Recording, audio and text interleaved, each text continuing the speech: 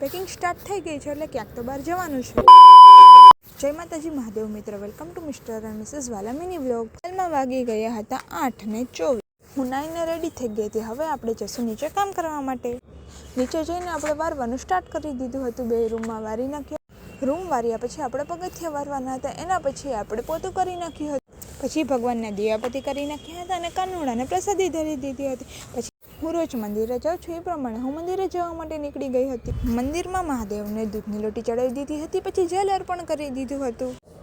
મંદિરમાં આ જગ્યા મને બહુ જ ગમે છે. એમાં બધી બાર જ્યોતિર્લિંગનો સમાવેશ થાય છે અને જેણે તે આર્ટ બનાવ્યું છે તો ખૂબ જ સુંદર આર્ટ છે. મને ત્યાંના બધા જ મંદિરોના દર્શન કરી લીધા હતા. પછી હું ઘરે આવી ગઈ હતી. ઘરે આવીને દરરોજ હું કુકુને બિસ્કિટ નાખું છું, એટલે એ પ્રમાણે મેં કુકુને બિસ્કિટ નાખી દીધા હતા. પછી ચા નાસ્તો બનાવ્યો અને ચા નાસ્તો બનાવી અને પછી મેં નાસ્તો કરી લીધો.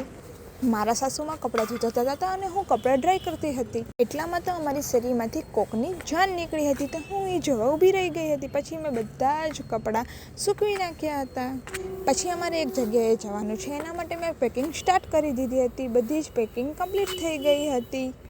મેં મારી જ્વેલરી પણ ભરી લીધી હતી અને મારી મેકઅપનો બધો જ સામાન મેં બહાર કાઢી લીધો હતો. હું બધો જ મેકઅપ આ પર્સમાં ભરતી હતી. પછી મેં આ પર્સ અંદરથી જોયું તો આ પર્સ તો ચાંદી જેવું લાગતું હતું. ચાંદી તો અત્યારે બહુ જ મોંઘું છે. કેક કરીને મેં બધો જ મેકઅપ ભરી દીધો હતો.